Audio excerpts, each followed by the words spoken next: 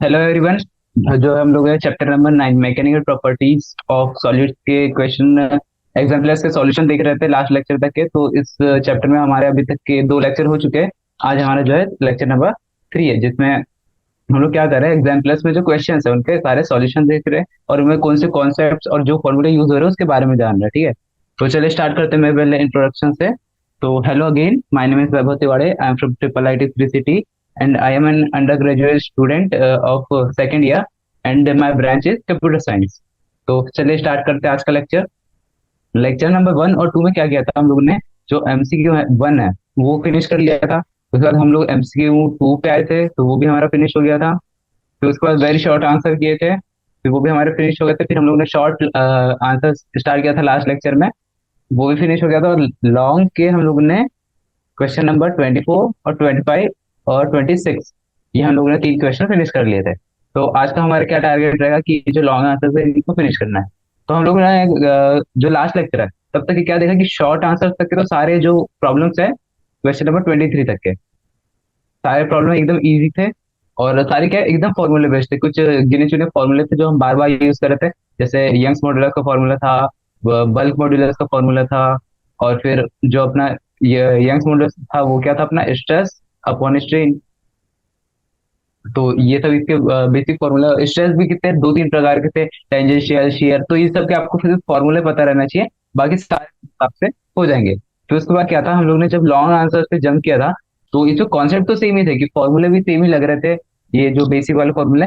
बस यहाँ पे क्या एक एक्स्ट्रा आ रहा था, इंटीग्रेशन। हम लोग को एक्स्ट्रा इंटीग्रेशन करना पड़ा था, किसके लिए, क्योंकि जो अपनी बॉडी थी वो कभी इसके अराउंड घूम रही थी, ऐसे घूम रही थी, तो उसके लिए करना पड़ा था हमको इंटीग्रेशन।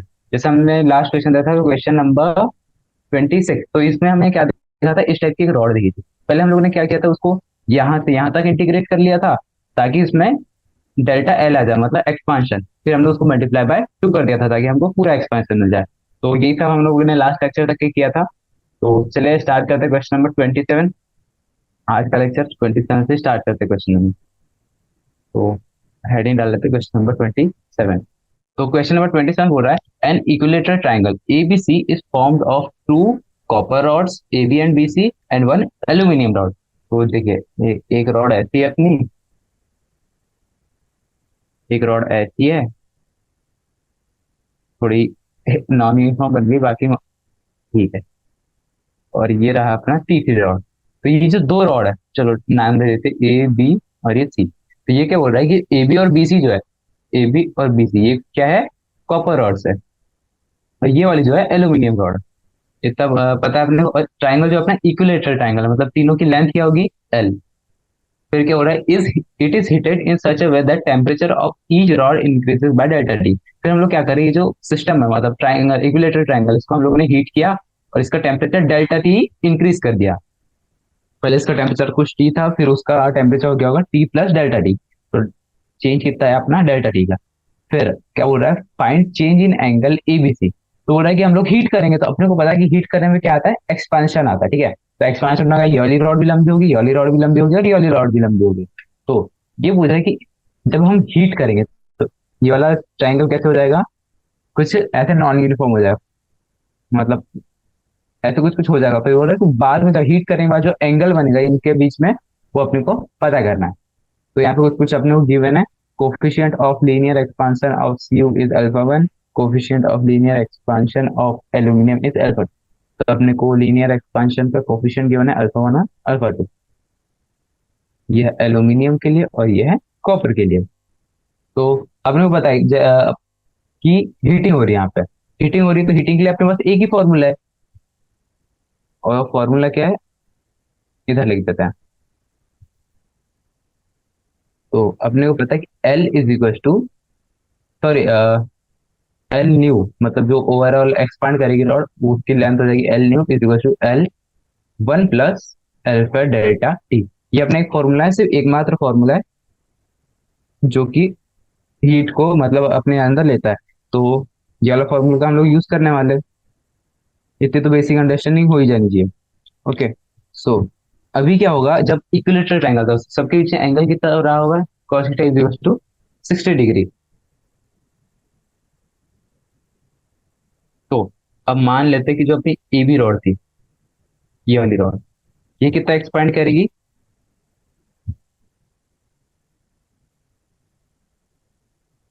L1। इसका मान लेते हैं, इसका लेंथ कितना हो गया? L1, ठीक है। और ये वाली जो रॉड है बी सी, इसकी लेंथ मान लेते हैं कुछ हो गई इंक्रीज करने के बाद, और इसकी लेंथ हो जाती है L2, इसकी L3 मान लेते हैं, ठीक है। L1, तो ये हमने ने क्या लेंथ मानी है? जब जो अपना वो है एक्सपांड कर जाएगा उसके बाद ये लेंथ हो जाएगी। तो अपने को पता है, इसमें एक मैथ्स का एक बेसिक फॉर्मूला यूज होने वाला है, बहुत ही बेसिक है, कि cos theta is equal to, cos theta is equal to L1 square, sorry, L3 square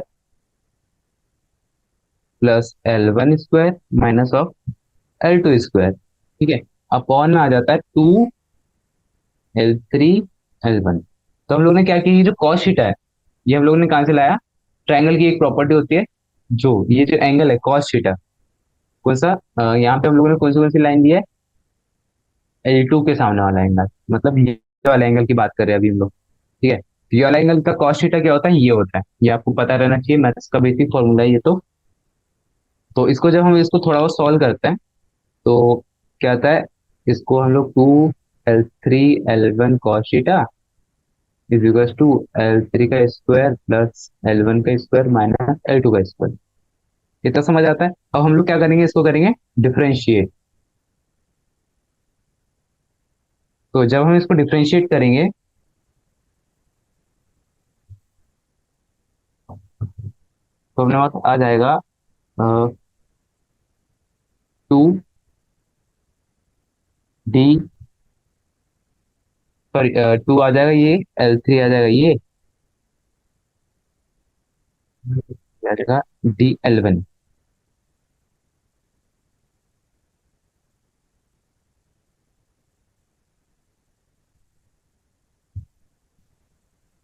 DL1 plus L1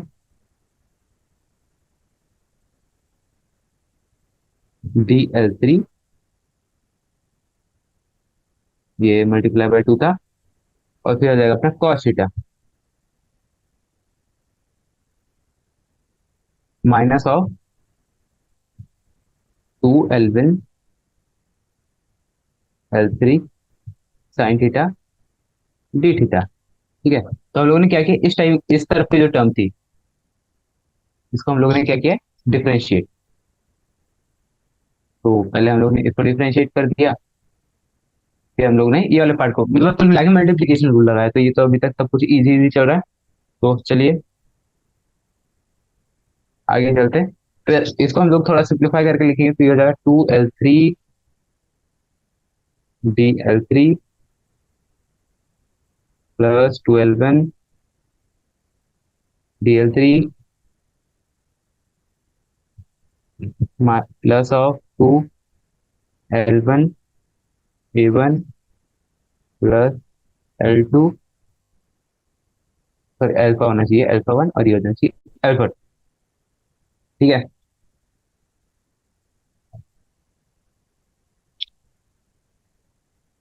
तो नाउ इधर पे लिख लेते हैं। नाउ जो अपना वो हो जाएगा क्या, DL1, वो कितना हो जाएगा? L1 अल्फा 1 डेल्टा T, ठीक है। और L2 कितना हो जाएगा? DL2 हो जाएगा L2 अल्फा 2 डेल्टा T। और जो DL3 हो जाएगा वो कितना हो जाएगा? L3 alpha 3 delta T। और अपने को पता है कि जो इक्विलेटरल ट्रायंगल है, तो L1 = L2 = L3 होगा। तो हम लोग को जो ऊपर फॉर्मूला आया था डिफरेंशिएट करने के बाद, तो हम लोग उसमें सारी वैल्यूज पुट करेंगे, तो अपना आ जाएगा यहाँ पे L1 square alpha 1 delta T plus L square, ये तो सब L हो जाएगा क्योंकि सारी लेंथ इक्वल है। L square alpha 1 delta T, ये हो जाएगा cos थीटा, ठीक है। हम लोग क्या लिख रहे हैं, कौन सा वाला एक्सप्रेशन? ये वाला, जो हमारा डिफरेंशिएट करने के बाद आया था। तो इसके इक्वल टू में हो जाएगा, प्लस आ जाएगा, plus L square sine theta D theta. अब इसके इक्वल टू में क्या आ जाएगा?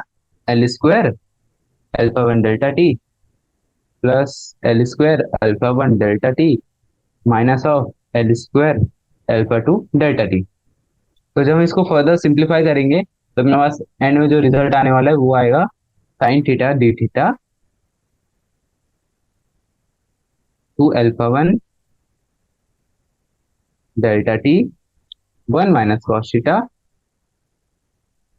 Minus of alpha two delta t. ये अपना एक रिलेशन आ गया, ठीक है। अब अपने को पता है कि जो इक्विलेटरल ट्रायंगल होता है उसमें साइन थीटा कितना होता है, सॉरी थीटा कितना होता है, 60 डिग्री। तो इसमें भी 60 डिग्री पुट करते हैं, तो 60 डिग्री पुट करने पे आएगा अपना साइन थीटा कितना हो जाएगा, √3/2। हो जाएगा √3/2 d theta plus sorry equals to 2 alpha 1 delta t into 1/2। ये हो गया कॉस थीटा की वैल्यू, फिर minus alpha two delta T.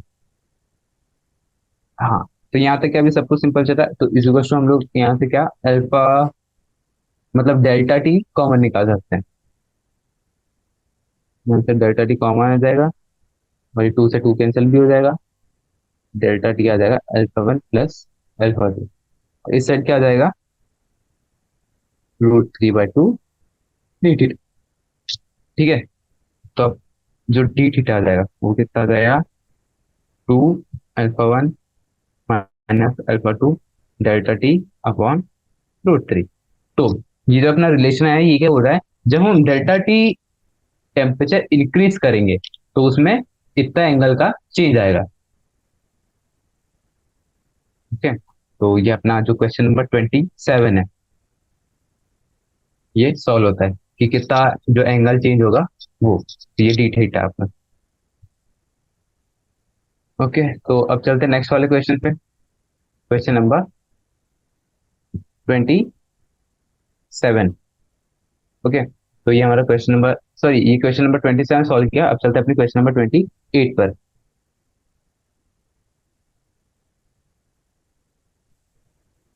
क्या question number 28, in nature the failure of structural members, ठीक है, usually results from large shock because of twisting or bending rather than due to tensile or compressive strain. The process of structural breakdown is called buckling. In case of tall cylindrical structure like trees, the torque is caused by its own weight bending the structure. Thus, the vertical through the center of gravity does not fall within the wheel. The elastic torque caused because of this bending about the central axis of the tree is given by y pi r to the power of 4 upon my 4r. Y is Young's modulus, r is radius of the trunk, r is the radius of the curvature of the bent surface along the height of the tree containing the center of gravity, the neutral surface. Estimate the critical height of a tree for the given radius of the trunk. तो ये क्या हो रहा है इस question में कि जब मतलब एक किसी पे ये ट्री रहता है, ठीक है, ट्री का ट्रंक बना देते हैं, ये कोई ट्री है, ठीक है। तो इसमें क्या होना चाहिए, जो इसका वेट है इसके कारण क्या होना चाहिए, इसमें कंप्रेशन एक्सपेंशन होना चाहिए, किस डायरेक्शन में ऐसे होना चाहिए, पर इसमें ऐसे ना होके due to cause by is own weight, जो torque because of its own weight के कारण जो होता है, ये जो अपना पेड़ होता है थोड़ा झुक जाता है, मतलब बैंड हो जाता है। तो ये कैसे हो जाता है, ऐसे कुछ हो जाता है पेड़, ठीक है। ज्यादातर पेड़ों को हमने देखा है ऐसे हो जाता है।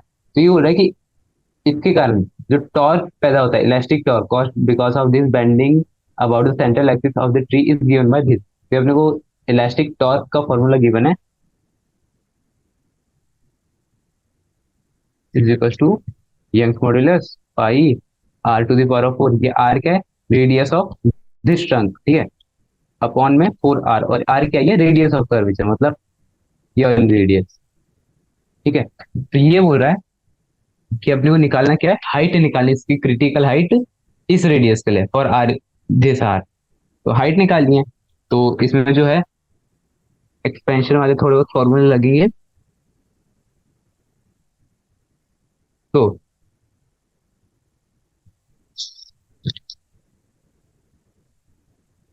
एक बार इसका जो डायग्राम है वो ठीक से बना लेते हैं। तो मान लीजिए हमारा पेड़ है और ये ऐसे बैंड कर लिया, तो ये जो हाइट है इसकी h/2 हो जाएगी और ये पूरी h हो जाएगी। ये हम लोग ने हाफ हाइट तक के कंसीडर किया है। ये हो गया h/2। तो यहाँ से हम लोग क्या करते हैं, ट्राइंगल कंस्ट्रक्ट करते हैं, ऐसे, ऐसे और ऐसे। तो ओके, तो अभी तक सब कुछ ठीक है। इस ट्राइंगल को हम लोग नाम देते हैं ए बी, और ये जो हो जाएगा इसका आर हो जाएगा, रेडियस ऑफ कर्वेचर। अभी अभी हम लोग ने बात की थी कि जिस पर कैपिटल आर है वो रेडियस ऑफ कर्वेचर है। और इसका जो ट्रंक है, ये वाला अपना ट्रंक, इसका रेडियस कितना है, आर। और ये जो ट्राइंगल है इसका हाइपोटेनस तो आर हो गया, तो इसका बेस और इसके बेस में कुछ डिस्टेंस होगा, तो वो डिस्टेंस हम लोग मान लेते हैं डी। और इसकी हाइट कितनी हो जाएगी, जितनी इसकी हाइट है, मतलब h/2। तो ये हमारी सारी चीजें आ गई। चलिए अभी आप सॉल्व करने का ट्राई करते हैं इस क्वेश्चन को। तो अपने को पता चल रहा है कि hypotenuse is equal to r square is equal to h/2 का होल स्क्वायर, क्योंकि वो हाइट है। और जो अपना बेस था वो कितना है, एक बार डायग्राम देखते हैं। इसका जो बेस है वो हो जाएगा ये अपना, ये वाला पोर्शन प्लस ये वाला portion r plus this portion, मतलब आर माइनस डी का होल स्क्वायर। मतलब ये डिस्टेंस हो जाएगा ना ये वाला, ये रेडियस है तो यहाँ से यहाँ तक भी रेडियस ही होगा। तो ये आर माइनस डी, ये हो जाएगा इसका बेस। ये हो जाएगा प्लस आर माइनस डी का होल स्क्वायर। जो इसको थोड़ा एक्सपेंड करेंगे तो ये आ जाएगा अपना r square plus d square minus of 2rd plus h square by 4 is equal to r square. Since अपने को पता है कि ये जो डी है, कहाँ गया ये डी, कौन सा, वो जो उसके बेस में जो एक्स्ट्रा वाला डिस्टेंस था, ये काफी काफी छोटा होने वाला है अपने आर से। क्योंकि आर जो है अपना लगभग लगभग ऐसे सर्कुलर है, ठीक है। तो अपना डी जो होगा वो बहुत ही छोटा होगा, बहुत मतलब एकदम नेग्लिजिबल। तो वापस से अपनी इक्वेशन पे आते हैं। तो फिर अपना डी जो हो जाएगा बहुत ही छोटा हो जाएगा, और डी स्क्वायर का हो जाएगा और छोटा हो जाएगा उससे, आर स्क्वायर से। तो हम लोग इसको क्या करेंगे, नेग्लेक्ट कर देंगे। तो ये वाला जो टर्म है वो नेग्लेक्ट हो जाएगा, ठीक है। तो यहाँ से आ जाएगा अपना, ये आर स्क्वायर से आर स्क्वायर कैंसिल हो गया, तो यहाँ से आ जाएगी अपनी डी की value 2rd is equal to h square by 4। यहाँ से अपनी डी आ गई एच स्क्वायर बाय 8r। ये अपना डी आ गया, ठीक है, नीचे वाला डिस्टेंस।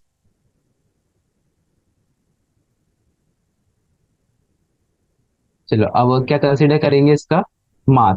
तो मास के लिए हम लोग क्या करते हैं, इसका वेट बाय वॉल्यूम कंसीडर कर लेते हैं।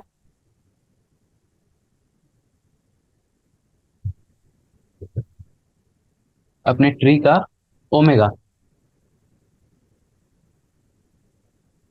ओमेगा करके कुछ कंसीडर कर लेते हैं इसका वेट बाय वॉल्यूम, ठीक है। देन अपने को पता है कि जो इसका वॉल्यूम होगा ट्री का वो कितना हो जाएगा, पाई आर स्क्वायर एच, क्यों, क्योंकि ये सिलेंड्रिकल है तो इसको मल्टीप्लाई कर देंगे ओमेगा से। और फिर जो टॉर्क होगा, टॉर्क क्या हो जाएगा, वापस से इस पे चलते हैं। टॉर्क हो जाएगा अपना ये डी, क्योंकि इतना इसमें बेंडिंग आ रहा है, तो ये हो जाएगा मल्टीप्लाई बाय डी। तो डी का भी अभी हम लोग ने फॉर्मूला निकाला कितना, एच स्क्वायर बाय 8r। तो ये इक्वल हो जाएगा अपने टॉर्क के। तो टॉर्क अपने क्वेश्चन में गिवन था, by pi r to the power of 4 upon में 4r। तो अपना जो एच का रिलेशन आ जाएगा वो कितना आ जाएगा, यहाँ से हाइट निकालनी थी अपने को, h is equal to 2y upon में ओमेगा नॉट की पावर 1/3। अब क्या आ जाएगा, r to the power of 2/3। ये आ गया अपना हाइट का रिलेशन जो अपने को चाहिए। सही, यहाँ पे क्वेश्चन नंबर 28 है, वो फिनिश होता है। तो अब चलते हैं हम लोग अपने नेक्स्ट क्वेश्चन पे, क्वेश्चन नंबर 29। ओके, सो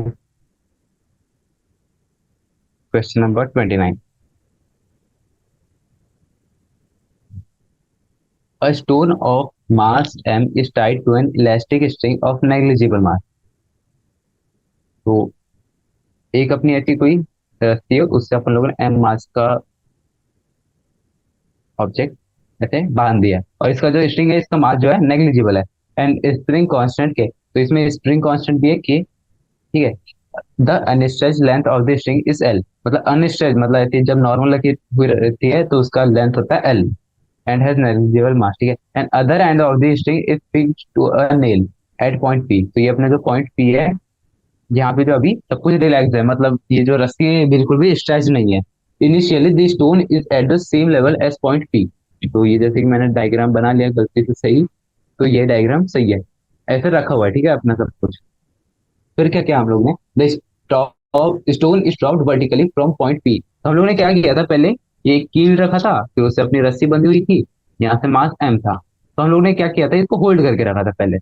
फिर क्या किया हम लोग ने, इसको एक पॉइंट पी, मतलब ये एक पॉइंट पी है, इससे अपनी रस्सी बंधी हुई है, फिर हम लोग ने क्या किया, इसको ऐसे वर्टिकली बस छोड़ दिया, तो इसका मोशन कैसे होगा, समझना चाहिए आपको, इसका मोशन ऐसे कुछ होगा। क्यों, क्योंकि रस्सी बंधी हुई है, तो ये पूरा इसका जो रेडियस है ये ओवरऑल कांस्टेंट नहीं होगा, क्योंकि जैसे जैसे जो मास एम नीचे जाते जाएगा, तो ये रस्सी के ऊपर एम जी बढ़ता जाएगा और ये रस्सी स्ट्रेच होगी, इसका जो पाथ होगा ऐसे ना होके कुछ ऐसे होगा, क्योंकि जैसे जैसे वो नीचे आता जाएगा तो उसका एम जी वाला कंपोनेंट जो नीचे लगेगा वो इंक्रीज करता जाएगा, और जैसे जैसे वो इंक्रीज करता जाएगा तो अपने रस्सी में स्ट्रेचिंग भी ज्यादा होगी, तो उसका पाथ कुछ ऐसे होगा, ठीक है। इतनी अपने को क्वेश्चन से बेसिक अंडरस्टैंडिंग तो अभी तक मिल ही गई है। अब आगे चलते हैं ए पार्ट पे। Find the distance y from the top when the mass comes to rest for an instant for the first time. ये बोला कि जब मास जब एकदम नीचे होगा तब उसका बीच में, मतलब मास के बीच में और पॉइंट पी के बीच में अपने को डिस्टेंस निकालना है, ठीक है। तो ये पहला वाला पार्ट तो अपने को बस कुछ नहीं, नॉर्मल एनएलएम का क्वेश्चन है, कि जो अपना स्प्रिंग है वो क्या, उसको में ऑब्जेक्ट को अपन लोगों ने ऊपर से छोड़ दिया है, और जो है उसके बीच में डिस्टेंस पता करना है, तो काफी इजी होगा ये वाला फर्स्ट पार्ट। तो एक बार डायग्राम फिर से बना लेते हैं जिसमें हम लोग सारे पॉइंट्स को नाम दे देंगे। तो न्यू पेज,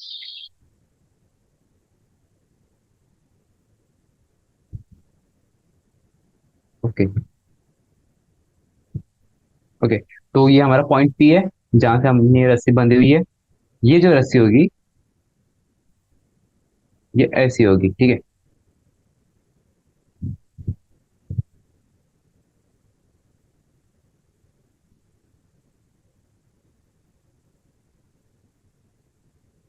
तो ये अपना पॉइंट मास एम है, ये अपना हो जाएगा एल, और ये हो जाएगा एल प्लस एक्स, तो ये टोटल हो जाएगा अपना वाई, तो ये हो जाएगा अपना वाई माइनस एल। ये अभी मैं आपको बता रहा हूँ मैं क्या क्या लिख रहा हूँ। ओके। तो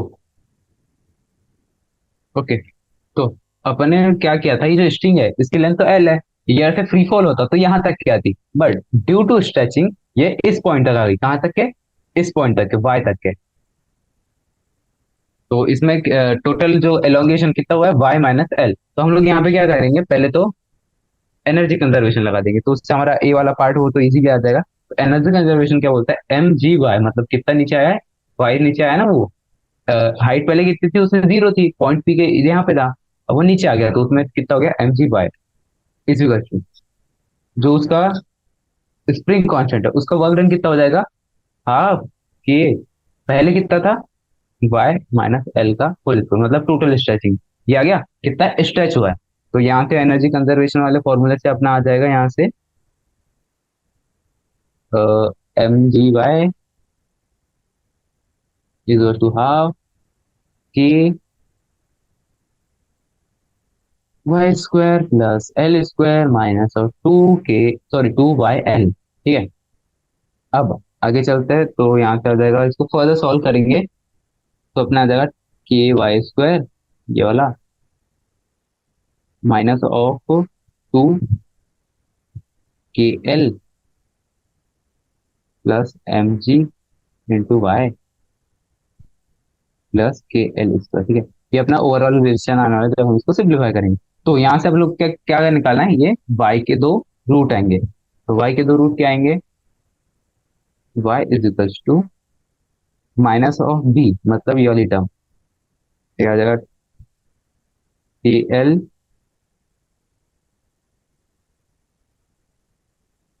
प्लस mg। तो प्लस माइनस रहता है तो यहाँ पे हम लोग प्लस ही कंसिडर करेंगे, प्लस अंडर रूट में 4AC। ओके, तो यहाँ पर जाएगा 2 mg KL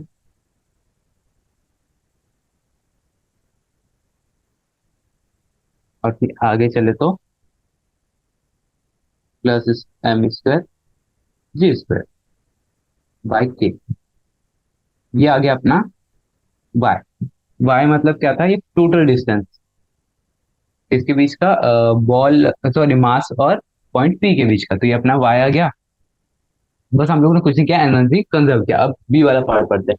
what is the maximum velocity attain by the stone in this drop.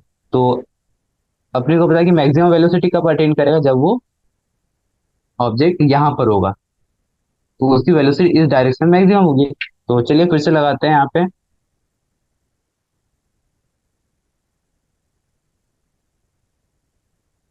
तो अपने को पता है कि ये कब होता है, जब mg इज टू kx होता है।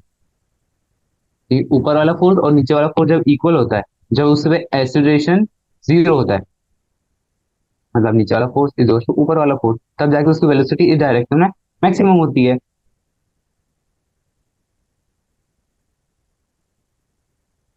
और जो अपना x है वो क्या है, extension from the,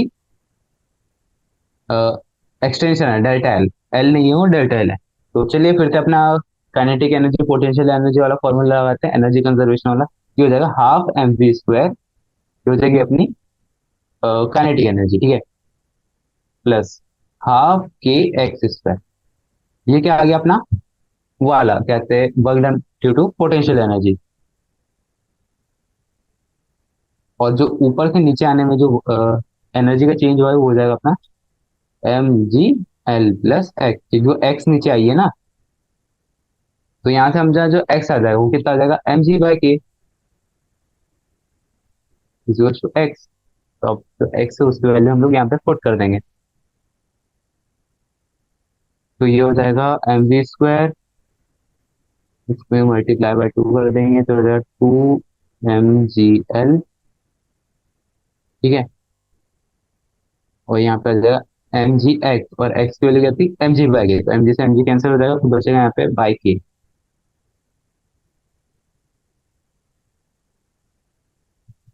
2m² G² upon के minus of m² G² upon के। तो यहाँ से अपने पास जो वेलोसिटी आएगी वो आएगी under root of 2GL plus mg² by k.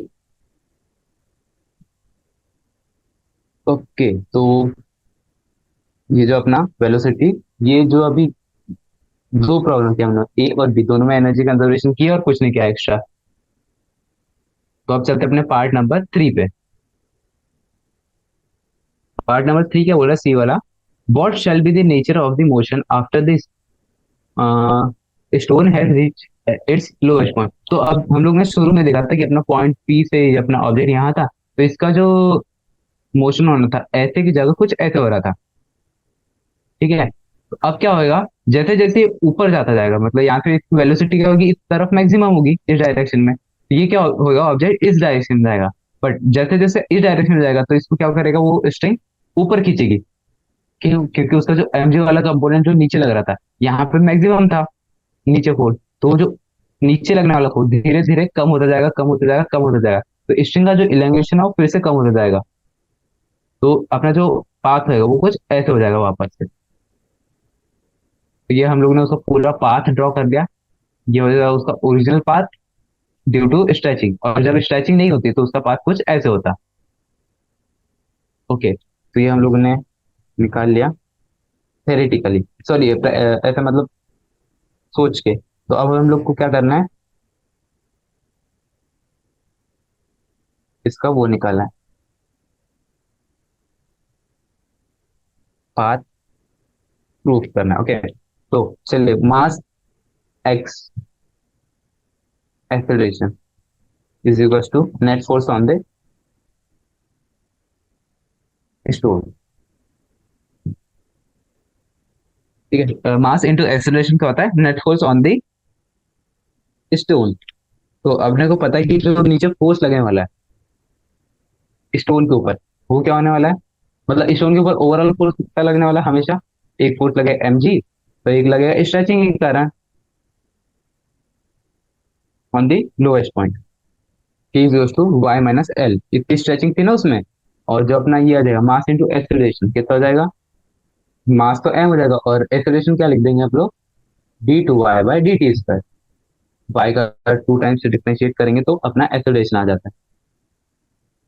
Okay, अब चलते हैं आगे। तो ये यहाँ पे क्या होगा, mg जो है अपना वेट हो जाएगा, और ये जो अपना रिस्टोरिंग फोर्स हो गया। तो इसको फर्दर सॉल्व करेंगे तो आ जाएगा अपना डी टू वाई अपॉन में d T square plus a by m y minus L minus g is equal to zero. तो अब क्या करेंगे, सॉरी, ओके, तो अब क्या करेंगे हम लोग, इसको k by m y minus L को तो जैसे का वैसे रखेंगे, माइनस जी भी वैसे ही रहेगा। इसको क्या ले लेंगे हम लोग, एक नया वेरिएबल ले लेंगे जिसका नाम क्या होगा, z is equal to z. ये हम लोग ने ऐसे कंसिडर करके रखा है अभी,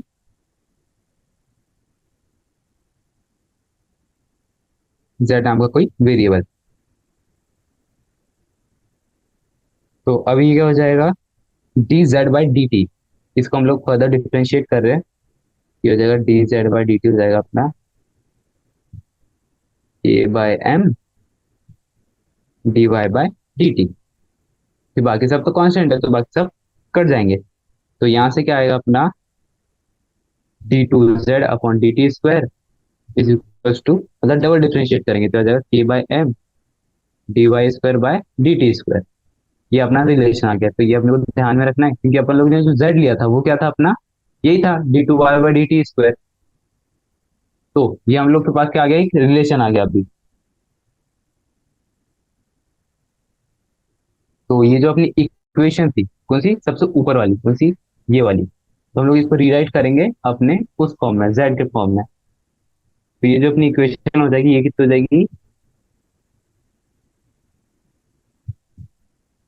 ये वाली इक्वेशन की बात कर रहे हैं हम लोग, ये वाली। तो यहाँ पे क्या आ जाएगा अपना k by m, sorry M by k हो जाएगा, ये एम बाई के D two Z upon D T square, ये वाला टर्म। तो चलिए इसको अब नए पेज पे लिखते हैं, ये वाली इक्वेशन को चेंज कर रहे हैं हम लोग। तो ये इक्वेशन हो जाएगी अपनी overall D two by upon, sorry M by के D two Z upon D T square plus Z is equal to zero. तो यहाँ से जो अपना आ जाएगा, ये आ जाएगा d two Z upon D T square is equal to minus of के बाय एम जेड। ये जो अपना रिलेशन आ गया अपने को याद रखना है। तो equation of S H M क्या होता है, d two Z upon D T square is equal to minus of, ये रिस्टोरिंग फोर्स है, माइनस ऑफ के by m, sorry minus of omega square z. तो हम लोग इसको और इसको कंपेयर करेंगे, ठीक है। तो अपने पास जो ओमेगा आ जाएगा वो कितना आ जाएगा, ये रूट ऑफ के बाय एम। तो ये हम लोग को डायरेक्ट पता भी होता है पर हम लोग ने यहाँ पे डिराइव कर लिया, omega is equal to under root of के बाय एम। तो एंगुलर फ्रीक्वेंसी जो है अपनी ओमेगा वो कितनी हो गई, के बाय एम। तो अब क्या करेंगे, अपनी मीन पोजीशन पे क्या करेंगे, मीन पोजीशन पे क्या होता है, k by m y naught minus L, मतलब ये सबसे डीप पॉइंट की बात कर रहा है, minus g is equal to zero, सबसे नीचे वाले पॉइंट की बात कर रहा है। तो यहाँ से अपना वाई नॉट कितना हो जाएगा, L plus M g by k. सबसे नीचे वाले पॉइंट पे ये हो जाएगा अपना वाई नॉट। तो जो अपना स्टोन है वो करेगा एक पॉइंट के Y naught is equal to L plus M G by K around F H M with angular frequency of this कितनी, ओमेगा हो जाएगी अपनी अंडर रूट ऑफ के बाय एम। तो ये अपने को समझ आ गया कि जो अपना पहला ऑब्जेक्ट था वो कुछ ऐसे घूम रहा था, अब वो ऐसे घूमेगा, पर एफ एच एम तो अब भी होगा with angular frequency of this, and उसका वाई नॉट कितना हो जाएगा जितना, L plus M g by k. यहाँ पे मेरा क्वेश्चन नंबर 29 भी सॉल्व होता है। तो आज हम लोगों ने क्या किया, ये जो एग्जाम्पल्स के जो सॉल्यूशन है मैकेनिकल प्रॉपर्टीज ऑफ सॉलिड, इसके सारे क्वेश्चन फिनिश कर लिए। तो अपने को समझना पड़ेगा कि जो सारे जो क्वेश्चंस थे शॉर्ट आंसर तक सब कुछ इजी चल रहा था, बस लॉन्ग आंसर्स में हम लोग को थोड़ी प्रॉब्लम हुई। और बाकी कुछ ऐसा हार्ड भी नहीं था, ऐसा फॉर्मूले तो वही यूज हो रहे थे, बस एक्स्ट्रा कॉन्सेप्ट्स मतलब बाकी जो चैप्टर्स है, जैसे इसमें हमको एस एच एम, इस क्वेश्चन में एस एच एम के बहुत सारे कॉन्सेप्ट यूज हो गए, इक्विलिब्रियम पोजीशन ये वो, एनर्जी कंजर्वेशन एंड ऑल। फिर इससे पहले जो ट्राइंगल वाला क्वेश्चन था उसमें हम लोग को बस एक ट्राइंगल की प्रॉपर्टी यूज करनी थी, बाकी तो सब कुछ इजी था। उसके बाद जो क्वेश्चन नंबर 26 था, इसमें हम लोग को इंटीग्रेशन करना पड़ा था फॉर सॉल्यूशन, इंटीग्रेट करना पड़ गया था। फिर ऐसे ही अपने जो क्वेश्चन नंबर 24 था इसमें भी हम लोगों ने इंटीग्रेट किया था। तो इस चैप्टर के जो कॉन्सेप्ट है वो काफी इजी है, बस बाकी क्वेश्चन बाकी चैप्टर के जो कॉन्सेप्ट है उनके साथ इंटीग्रेट करके हमको इस चैप्टर में जो है दिया जाता है। तो चलिए एक दो बेसिक क्वेश्चंस कर लेते हैं इस चैप्टर में, सॉरी फॉर्मूलेस का रिवीजन कर लेते हैं। तो अपने को एक फॉर्मूला पता है फिर से, Young modulus is equal to stress upon strain. तो स्ट्रेस क्या होता है अपना, फोर्स पर यूनिट एरिया, और जो स्ट्रेन होता है वो होता है डेल्टा एल बाय एल। तो स्ट्रेस भी बहुत सारे प्रकार के होते हैं, जैसे टेंजेंशियल, टेंजेंशियल में क्या होता है एफ परपेंडिकुलर अपॉन ए, और फिर एक होता है शेयरिंग स्ट्रेस, वो क्या होता है एफ परपेंडिकुलर बाय ए। तो ये अपना हो गया स्ट्रेस। और स्ट्रेन क्या होता है हमेशा delta L by L. Delta L क्या है, एल लेंथ की जो ऑब्जेक्ट है उसमें डेल्टा एल जो होएगा उसका एक्सटेंशन होएगा ड्यू टू फोर्स एफ। तो अपना हो गया वाई, मतलब ये यंग मॉडुलस। अब फिर क्या होता है बल्क मॉडुलस, ये क्या होता है P delta V by V minus L. तो ये क्या होता है चेंज इन वॉल्यूम, कितना होगा वी, पहला ऑब्जेक्ट का वॉल्यूम था वी, फिर उसमें चेंज कितना है delta we because of this pressure. तो ये होता है अपना बल्क मॉड्यूलस। तो बल्क मॉड्यूलस क्या होता है 3D ऑब्जेक्ट पे लगता है, मतलब ये कोई बॉल थी इसके ऊपर से बाहर पे मतलब हर तरफ से प्रेशर पड़ रहा है, तो यहाँ पे बल्क मॉड्यूलस का यूज होता है। फिर इसके बाद जो है हमारे दो टेम्परेचर वाले फॉर्मूले थे, L is L new is equal to L one plus L पर डेल्टा टी।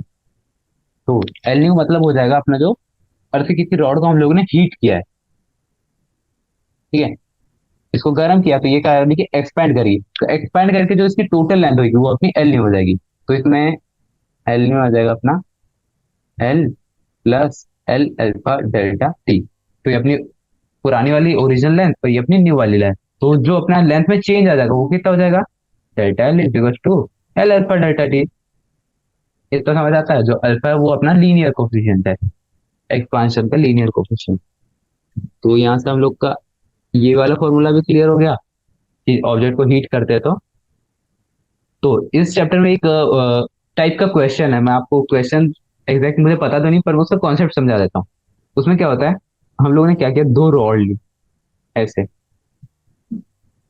ठीक है, फिर हम लोगों ने क्या किया इन दोनों रॉड को हीट किया, और क्या किया हम लोगों ने इन दोनों को पैक कर दिया। तो इसमें क्या होगा एक्सपेंशन होगा, एक्सपेंशन होगा तो कैसे होगा इस डायरेक्शन में होगा, ऐसे होगा क्योंकि हम लोगों ने पैक कर दिया है। ये एक रॉड हो जाएगी अपनी और ये हो जाएगी अपनी दूसरी रॉड। तो ये पूछता है हर बार कि जो अपना एक्सपेंशन होगा वो ऐसे होगा या फिर ऐसे होगा, ऐसे होगा। तो इसका जो बेस जो है कॉन्सेप्ट वो क्या है कि जिसका अल्फा ज्यादा होगा वो ज्यादा एक्सपेंड करेगी, एक्सपेंशन इस मोड। तो ज्यादा जो एक्सपेंड करेगी उसकी जो है बाद के लेंथ मतलब हीट करने के बाद जो लेंथ है वो ज्यादा आएगी, तो अपने को क्लियरली दिख रहा है इस केस में इसका अल्फा ज्यादा होना चाहिए। ऊपर वाली जो अपनी रॉड है, क्योंकि ये ज्यादा एक्सपेंड करी, तो यहाँ पे इसका अल्फा क्या हो जाएगा, अल्फा वन, और इसका हो जाएगा अल्फा टू। तो अपने को पता रहना चाहिए कि alpha one is greater than alpha two. इस केस में क्या होगा, अर्थात ये अल्फा वन है और ये अल्फा टू है, फिर यहाँ पे alpha two is greater than alpha one. मतलब ये वाला कॉन्सेप्ट में मतलब इस चैप्टर में अभी तक क्वेश्चन मिला नहीं, तो ये सोचा कि आप लोग को बताना ठीक रहेगा। जेई में इसके ऊपर बहुत सारे क्वेश्चन आते हैं इस कॉन्सेप्ट के ऊपर, कि जो ज्यादा एक्सपेंड करेगा उसका अल्फा ज्यादा होगा। तो यहाँ पे क्या होगा, एक टेंशन भी प्रोड्यूस होगी। क्यों? क्योंकि अर्थ रॉड ऐसी रहती पहले, मान लीजिए ऐसी रहती, तो रॉड तो अर्थ हम उसको हीट करते तो वो इस डायरेक्शन में आगे हो जाती, पर हम लोग ने क्या किया, उसको एकदम पैक कर दिया। तो जब वो एक्सपैंड होगी, ऐसे होगी, तो यहाँ पे जो होगा इस पॉइंट पे एक टेंशन प्रोड्यूस होगी, टेंशन। तो वो टेंशन भी कभी कभी निकालने में हो जाता है, तो टेंशन के लिए क्या करेंगे हम लोग, अपना यंग्स मॉडुलस वाला फॉर्मूला लगा देंगे, F by A delta L by L. तो यहाँ पे जो डेल्टा एल आ जाएगा वो आ जाएगा इसका एक्सपेंशन। फिर यहाँ से जो आ जाएगा अपना फोर्स आ जाएगा, क्योंकि क्वेश्चन में आपको ये भी गिवन रहेगा, ये भी गिवन रहेगा। डेल्टा एल आपको निकालना है अल्फा डेल्टा टी से, एल अल्फा डेल्टा टी, तो एल से एल कैंसिल हो जाएगा, तो यहाँ पे आ जाएगा अल्फा डेल्टा टी। तो यहाँ पे जो अपना फोर्स आने वाला है, यहाँ पे टेंशन, वो आपने अब यहाँ पे निकाल लेना है।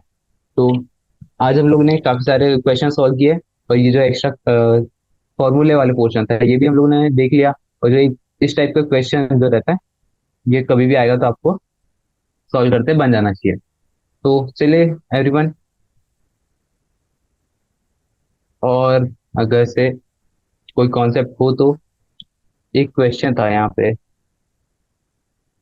ये वाला, हाँ, एमसीक्यू का 9.9, ये जो ग्राफ है ये थोड़ा इंपॉर्टेंट है। इस क्वेश्चन में तो हम लोग को से ही ये पूछा था इलास्टिक एरिया और ब्रिटल एरिया, ठीक है। तो अपने को ये ग्राफ भी एक बार समझना पड़ेगा कि ये जो ग्राफ होता है इसमें अपने को तीन पोर्शन पे डिवाइड करते हैं। जब मैंने लास्ट लेक्चर में पढ़वाया था, जब ये क्वेश्चन सॉल्व कर रहे थे, तब मैंने ये सॉल्व किया था। ओके, तो इसके जो होते हैं तीन रीजन होते हैं, वन, इसके जो होते हैं तीन रीजन होते हैं इस ग्राफ के, एक ये वाला रीजन, एक ये वाला रीजन, और एक ये वाला रीजन। तो ये जो रीजन है अपने को क्या देता है, tan theta is equal to y, ठीक है। और ये वाला जो एरिया है वो अपने को क्या देता है, ब्रिटलनेस का। और ये जो है अपना क्या है, इलास्टिक एरिया। इलास्टिक एरिया मतलब ये जितना ज्यादा रहेगा तो अपना ऑब्जेक्ट उतना ज्यादा इलास्टिक रहेगा। फिर उसके बाद जो है ये वाला ब्रिटलनेस का बता रहा है, मतलब ये जितना कम रहेगा एरिया उतना अपना जो ऑब्जेक्ट है वो उतना ज्यादा ब्रिटल रहेगा। और फिर ये जो अपना थीटा है, ये जैसे जैसे इंक्रीज करेगा तो टेन थीटा इंक्रीज करेगा, और टेन थीटा इंक्रीज करेगा तो अपनी यंग मॉडुलस भी इंक्रीज करेगा। तो यहाँ पे जो अपने सारे कॉन्सेप्ट इस चैप्टर के फिनिश होते हैं। तो यहाँ पे हम लोग अपना जो आज का लेक्चर है वो स्टॉप करते हैं। हम लोग ने काफी सारे क्वेश्चंस कर लिए इस चैप्टर के। बाकी आप लोग इस चैप्टर के जो क्वेश्चंस है वो प्रैक्टिस करते जाइए। बस सिंपली फॉर्मूला बेस्ड ही आते हैं जनरली, कभी कभी होता है मतलब बहुत ही कम, की इंटीग्रेशन और ये बाकी सब क्वेश्चंस है वो लगाएंगे। तो आप चाहे तो एससी जो है, एससी वर्मा बुक, वो सॉल्व कर सकते हो। बहुत ही अच्छी रेफरेंस बुक है फॉर जेई, क्योंकि सारे जेई वाले उसी को सॉल्व करते हैं। तो आज का लेक्चर यहीं फिनिश करते हैं। Thank you everyone for joining us.